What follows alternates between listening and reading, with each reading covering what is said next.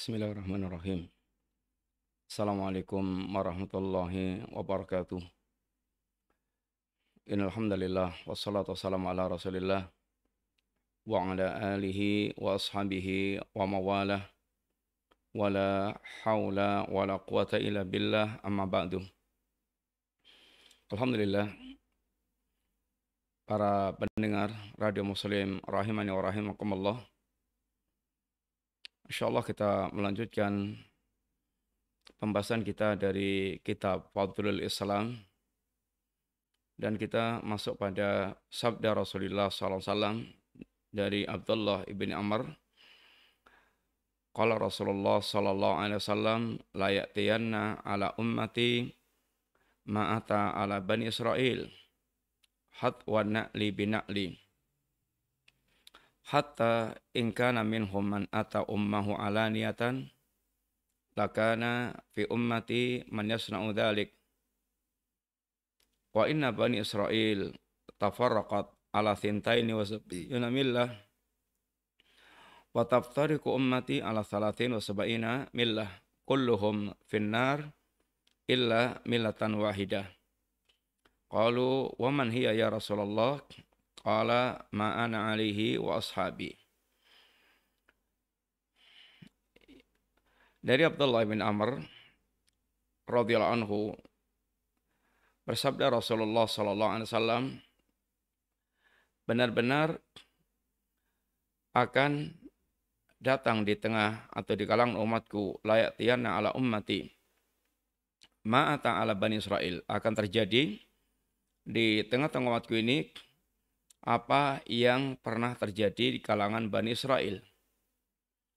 Hat wa na'li bina'li, seperti sepasang sendal plak sama. Apa yang menimpa Bani Israel akan terjadi di kalangan umat ini. Hatta in kana minhum man ata ummahu, seandainya di kalangan Bani Israel itu ada yang mereka mendatangi ibunya dengan terang-terangan, ini menzinai ibunya dengan terang-terangan, lakana fi ummati man yasna'u dzalik, niscaya akan ada di kalangan umatku ini yang menyerupai, yang melakukan hal yang seperti itu.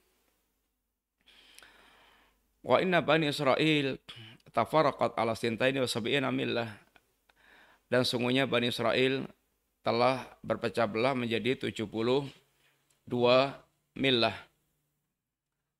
Wa taftariqu ummati ala thalathin wa sab'ina millah, dan umatku pula akan berpecah belah menjadi 73 millah. Kulluhum finnar, semuanya masuk ke dalam neraka, semuanya di neraka, illa millatan wahidah, kecuali milah yang satu. Qalu wa man hiya ya Rasulullah? Siapa milah yang satu itu ya Rasulullah? Qala ma ana alihi wa ashabi. Apa yang aku dan para sahabatku ada di atasnya. Ini adalah di antara hadis yang Nabi sampaikan kepada kita, yang merupakan bagian pada berita nubuwah yang disampaikan Rasulullah SAW berkaitan dengan perjalanan umat ini yang akan, yaitu mengalami sebagaimana yang pernah terjadi di kalangan Bani Israel. Nabi katakan, layak tiyanna, sungguh, benar-benar. Ini Nabi katakan dengan penuh penekanan, bahwa akan menimpa umatku apa yang pernah menimpa Bani Israel. Dalam hadis yang lainnya, la tattabi'unna sunana man kana qablakum sibran bi sibrin wa dira'an bi dira'in. Benar-benar di antara kalian akan ada yang mengikuti ini Bani Israel, ini umat sebelum kalian, sehasta demi sehasta, sejengkal demi sejengkal, sehasta demi sehasta.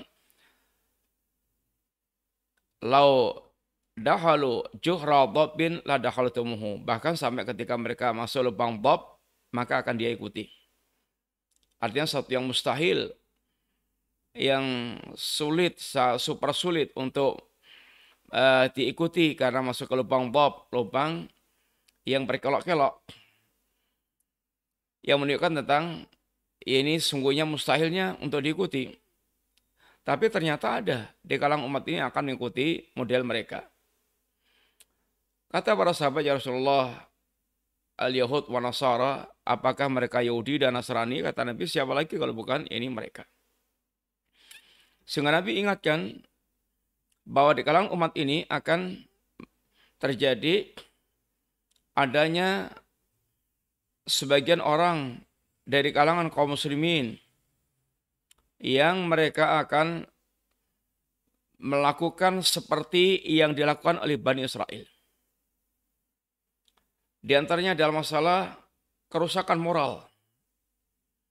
Nabi contohkan di sini di antaranya adalah sampai seandainya di antara mereka ada yang menzinai ibunya dengan terang-terangan, niscaya akan ada di kalangan umat ini pula yang melakukannya.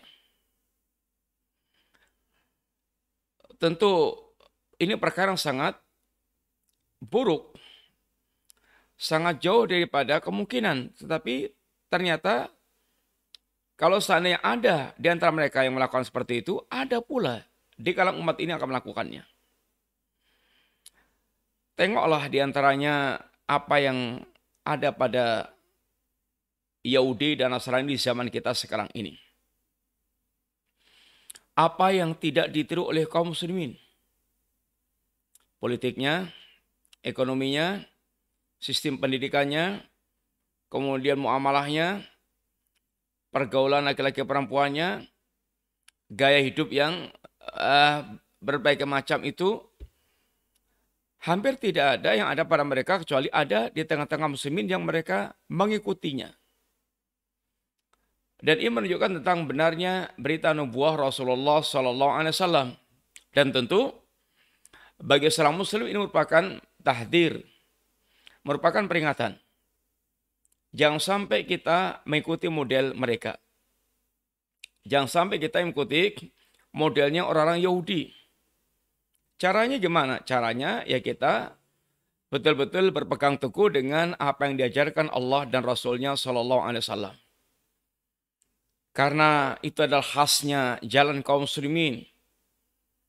Barang siapa yang mereka berpegang teguh dengan apa yang diajarkan Nabi, sehingga totalitas masuk ke dalam ajaran agama ini, dia tidak akan terseret kepada apa yang menjadi propaganda, ajakan-ajakan, iklan-iklannya orang-orang Yahudi dan Nasrani.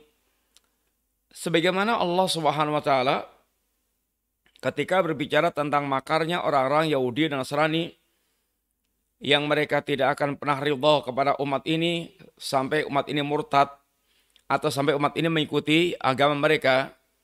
Walan tarda ankal yahudu walan nasara hatta tattabi'a millatahum. Orang Yahudi dan Nasrani tidak akan pernah ridha kepada kalian, wahai umat Islam, sampai kalian mengikuti milah mereka. Dan mereka memang selalu berusaha untuk menjadikan umat ini murtad. Waddu lau takfuruna kama kafaru fatakununa sawa. Mereka sangat ingin sekali seandainya kalian kafir sebagaimana mereka kafir, sehingga kalian dengan mereka sama. Ini sama-sama kafirnya. Dan mereka berusaha untuk betul-betul mengerahkan segala kemampuan mereka untuk memurtadkan kalian. Dengan perang-perang yang mereka lakukan, yaitu perang pemikiran. Wala yazaluna yuqatilunakum hatta yaruddukum an dinikum in istata'u. Mereka tidak akan pernah berhenti memerangi kalian sampai kalian kembali, sampai kalian murtad dari agama kalian, kalau mereka ini sanggup untuk melakukannya. Kalau mereka sanggup untuk melakukannya. Bahkan mereka akan mengerahkan segala pembelanjaan mereka, berapa yang dibutuhkan untuk biaya proyek, yaitu harakatul irtidad, gerakan pemurtatan itu. Mereka akan keluarkan dananya. Innalladzina kafaru yunfiquna amwalahum liyasuddu an sabilillah fasayunfiqunaha. Orang-orang kafir mereka akan membelanjakan harta mereka dalam rangka untuk menghalangi manusia dari jalan Allah Subhanahu wa taala. Dalam rangka untuk menghalangi manusia dari jalan Allah Subhanahu wa taala. Mereka akan keluarkan berapapun dana yang dibutuhkan. Sehingga mereka memiliki gerakan dahsyat, punya rancangan, punya strategi bagaimana memurtadkan kaum muslimin. Bahkan digambarkan makar mereka seperti bisa menjebol gunung. Tapi kata Allah, kuncinya selama kalian senantiasa berpegang teguh dengan ajaran Allah dan Rasul-Nya, semua makar mereka akan kandas sehebat apapun makar mereka. Sehebat apapun makar mereka. Kata Allah, kaifa takfuruna wa tutla 'alaikum ayatullah wa fikum rasuluh wa may ya'tasim billah faqad hudiya ila siratal mustaqim. Bagaimana kalian akan bisa dikafirkan oleh mereka? Sedangkan kepada kalian selalu dibacakan ayat-ayat Allah. Di tengah-tengah kalian ada Rasulullah sallallahu alaihi wasallam. Wa may ya'tasim billah faqad hudiya ila siratal mustaqim. Barang siapa yang dia betul-betul bertakwa kepada Allah, barang siapa yang dia berpegang teguh dengan tali agama Allah, hatinya bersandar total kepada Allah, Allahumma laka aslamtu wa alaika tawakkaltu wa ilaika anabtu wa bika khasamtu. Ini adalah sikap seorang muslim. Ya Allah, kepada Engkau-lah aku berserah diri, dan kepada Engkau-lah aku beriman, dan kepada Engkau-lah aku bertawakal, dan karena mulah aku membangun permusuhan. Orang yang mereka hatinya total bertawakal, pasrah kepada Allah Ta'ala, wa may yatawakkal 'ala Allah fa hasbuh. Allah akan mencukupinya. Allah akan melindunginya. Alaihissallahu bikafin abdah. Bukankah Allah yang telah mencukupi hambanya? Kuncinya adalah pada kesetiaan seorang muslim kepada Allah dan ajarannya. Sehingga dia akan dibimbing Allah. Sedahsyat apapun makar mereka tidak akan membawa kepada seorang mukmin yang bertakwa kepada Allah. Intasbiru wa tattaqu la yadurrukum kaiduhum syai'an. Kalau kalian senantiasa bersabar dan bertakwa kepada Allah, sehebat apapun makar mereka tidak akan membahayakan kalian. Tidak akan membahayakan kalian. Sehingga benar-benar ini seorang muslim yang penting adalah bagaimana dia menyadarkan hatinya kepada Allah, selalu mengikuti bimbingan Allah SWT, mengikuti petunjuk Allah SWT, maka sehebat apapun makar mereka tidak akan membahayakan bagi seorang mukmin. Tetapi ketika mereka lepas dari agamanya, mereka betul-betul akan mengikuti langkah-langkahnya orang-orang Yahudi. Sampai mereka melakukan yang paling jorok sekalipun akan dilakukan oleh kaum muslimin. Maka lihatlah kondisi muslimin pada zaman kita sekarang ini. Jauhnya mereka dari agamanya, maka mereka terperosok dalam bermacam kubuangan tasabbuh bil kufar, tasabbuh bil yahud, mengikuti langkah-langkah kehidupan mereka hampir dalam segala perkara. Hampir dalam segala perkara. Sehingga orang mereka betul-betul berpegang teguh dengan ajaran agama itu menjadi sangat asing. Sangat asing. Muslimin bahkan mereka sangat asing dengan agamanya sendiri. Sehingga orang mereka berpegang teguh dengan agamanya menjadi asing. Menjadi sangat asing. Oleh karena itulah, apa yang disampaikan Nabi adalah merupakan peringatan bagi kita dan rambu-rambu. Di satu sisi, jangan sampai kita mengikuti langkah-langkah mereka. Yang sisi yang lainnya, bagaimana kita antisipasi. Bagaimana kita memiliki persiapan yang matang. Untuk kita bisa membentengi diri jangan sampai terseret dalam arus terjebak mengikuti yang mereka. Kemudian di antara yang akan terjadi pula menimpa muslimin adalah dalam masalah perpecahan di dalam perkara agama. Wa inna Bani Israel tafarraqat ala thintaini wa sab'ina millah. Bani Israel mereka telah berpecah belah menjadi 72 ini golongan. Disebabkan ahwa mengikuti hawa nafsu, maka akan menjadi bergolong-golong. Maka Allah katakan yaitu innal ladzina faraqu dinahum wa kanu syi'an lasta minhum min syai'. Orang-orang mereka memecah belah agamanya dan mereka bergolong-golong, maka sama sekali engkau tidak urusan dengan mereka ya Muhammad. Allah menjadikan Nabi berlepas diri dari mereka. Mereka tafarruq bi ahwaihim. Mereka berpecah belah dengan hawa nafsu mereka. Dan kemudian menjadi syiah, menjadi kelompok-kelompok, hisab-hisab. Kemudian kullu hisbin bima ladaihim farihun. Lalu setiap hisab ini mereka berbangga dengan apa yang ada pada diri mereka. Sehingga kebanggaannya bukan kebanggaan Islam, tapi kebanggaan hizbiyah. Kebanggaan yang ada pada kelompok mereka. Dengan pemikiran mereka, dengan gaya beragama mereka, tanpa mempedulikan mereka apakah mengikuti jalannya para sahabat Nabi Rasulullah jami'an. Mereka punya kebanggaan dengan hizb mereka. Dan ini penyakit hizbiyah yang merasuk pada kebanyakan kaum muslimin ketika mereka ini mengikuti hawa nafsu mereka dan kemudian membuat kelompok-kelompok di tengah-tengah kaum muslimin. Dan Nabi menyebutkan di tengah-tengah mereka berpecah belah mengikuti hawa nafsu mereka, maka Nabi memberikan penegasan ada kelompok selamat di tengah-tengah ini banyaknya firaq yang sesat, sehingga mereka dikatakan kullum finnar, semua mereka di neraka ila wahidah, jadi satu. Siapa mereka ya Rasulullah? Ma'ana ali washabi, orang mereka beragama meniti jalanku dan jalan para ini sahabatku. Meniti jalanku dan ini jalan para ini sahabatku. Sehingga ini kelompok yang akan selamat dari segala macam ini penyimpangan-penyimpangan yang ada.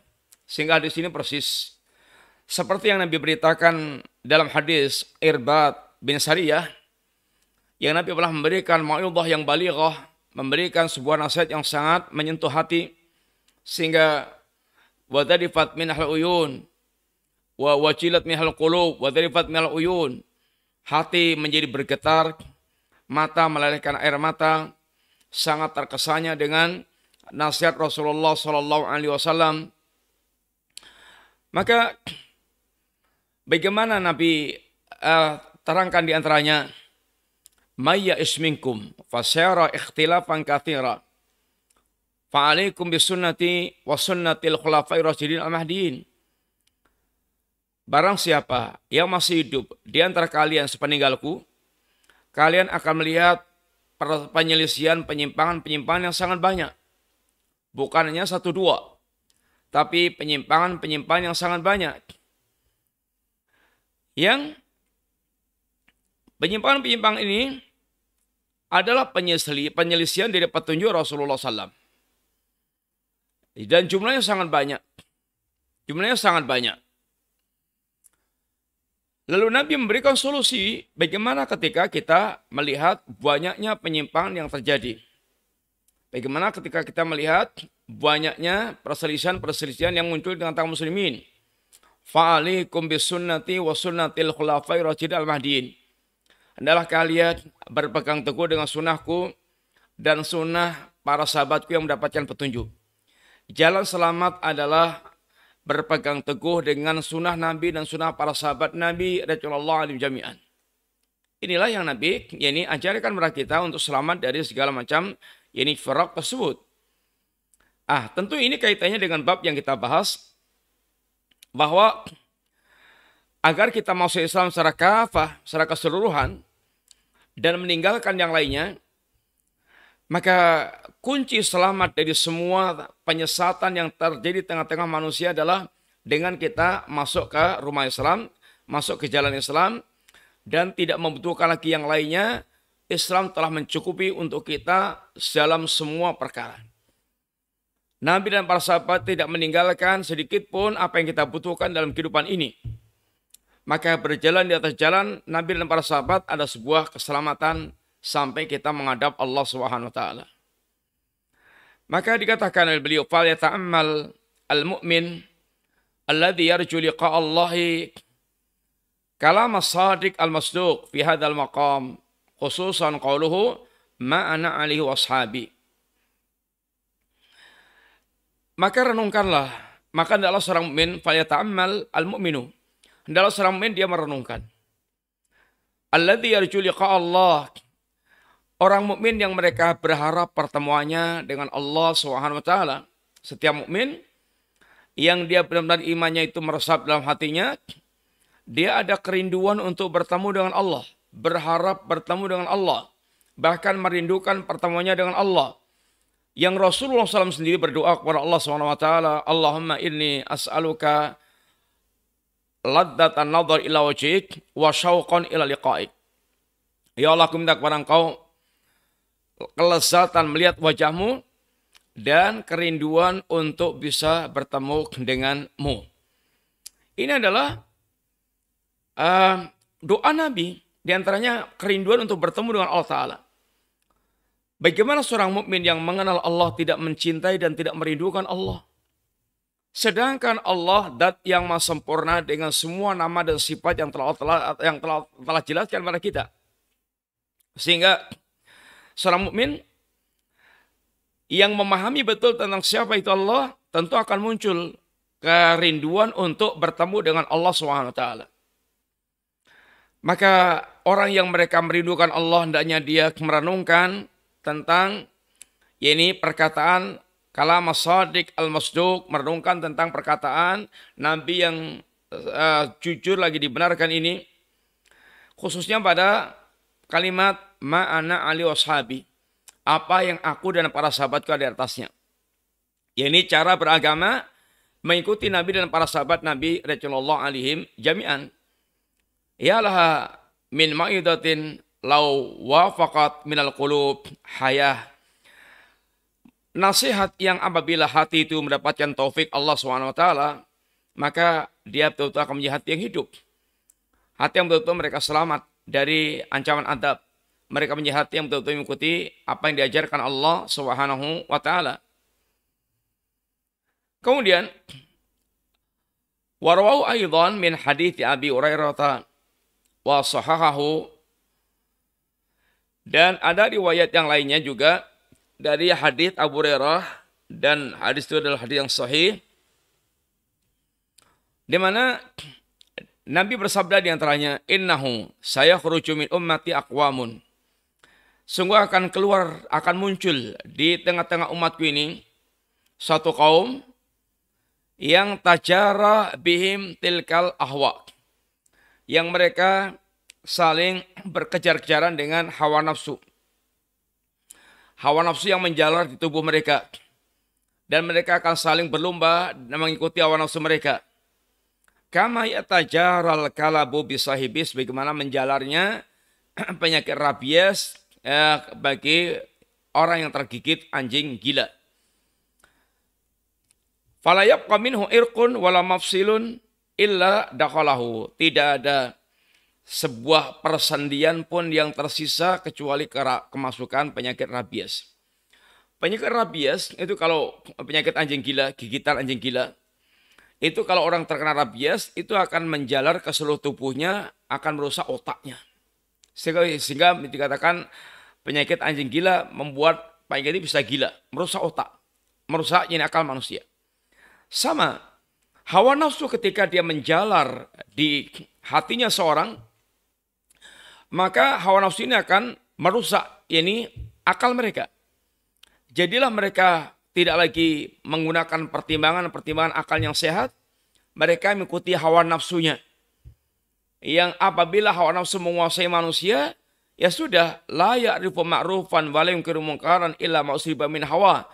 Dia tidak lagi akan mengenal yang ma'ruf, tidak lagi mengingkari yang mungkar, dia hanya akan mengikuti hawa nafsunya. Hidup itu adalah dengan mengikor hawa nafsu. Dalam beragama, ada orang yang mereka modelnya seperti itu.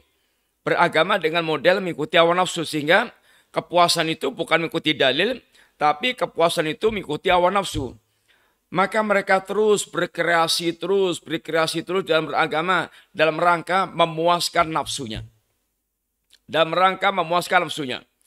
Maka ketika mereka beragama itu dengan mengikuti hawa nafsu, yang ada mereka tidak akan pernah puas.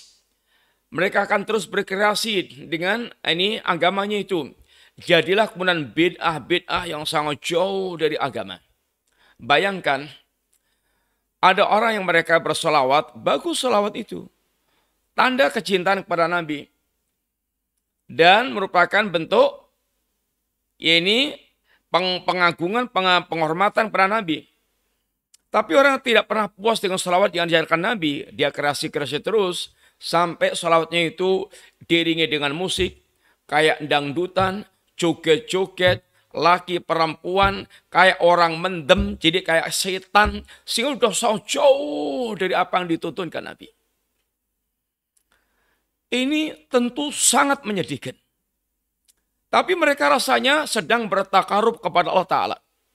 Sesat rasa petunjuk, bid'ah rasa sunnah. Sehingga rasanya mereka sedang mendekatkan diri kepada Allah Ta'ala. Makanya orang seperti ini angel, susah untuk dia dinasihati. Makanya setelah ini pembahasannya nanti bahwa bid'ah itu lebih dicintai iblis dibandingkan dengan maksiat. Karena orang mereka tenggelam dalam bid'ah ini awet, sesatnya itu awet. Bagaimana enggak awet? Dia sesat tapi merasa di atas petunjuk. Dia sesat tapi merasa dia bertakarub kepada Allah dengan amalnya itu. Ya jelas ini akan membuat dia langgeng dalam kesesatan mereka. Maka lebih sukai iblis yang seperti itu. Dia beragama dengan hawa nafsunya, nggak peduli lagi dengan dalil-dalil yang disampaikan kepada mereka. Dengan membuat berbagai macam alasan, kaidah seperti diantaranya, lah kalau udah kadung di masyarakat gimana? Udah ngoyot, sudah ngakar di mana mereka. Kalau kita ingkari malah kita nanti yang diingkari oleh mereka. Ya kalau kaidah yang begitu hancur semuanya agama. Sehingga bukan masyarakat yang dibimbing mengikuti agama, tapi agama yang harus mengikuti kebiasaan yang sudah kadung menjalar, mendarah, mendaging di tengah-tengah, yaitu masyarakat. Maka penyakit rabies ini kalau menjangkiti seorang akan merusak semuanya, semua persendian kemasukan, otak mereka dirusak. Sebagaimana hawa nafsu ketika telah menjalar kepada manusia akan merusak otak mereka, sehingga mereka beragama dengan hawa nafsu, bukan lagi dengan tuntunan wahyu yang diajarkan oleh Allah SWT. Inilah hadis yang kita bawakan di sini, sehingga beragama itu mencukupkan dengan apa yang telah diajarkan Allah dan Rasulnya, jaminan lurus tidak akan sesat. Maka jangan sampai kita sembarangan di dalam beragama. Dalam beragama itu mencukupkan dengan Islam yang diajarkan oleh Allah dan Rasulnya, sudah sangat cukup, bahkan sempurna. Tidak ada satu sisi kehidupan kita kecuali telah diajarkan bagaimana kita mengatur kehidupan kita sebagaimana Islam mengajarkan kepada kita. Demikian yang kita sampaikan dulu, mudah-mudahan manfaat. Wassalamualaikum warahmatullahi wabarakatuh.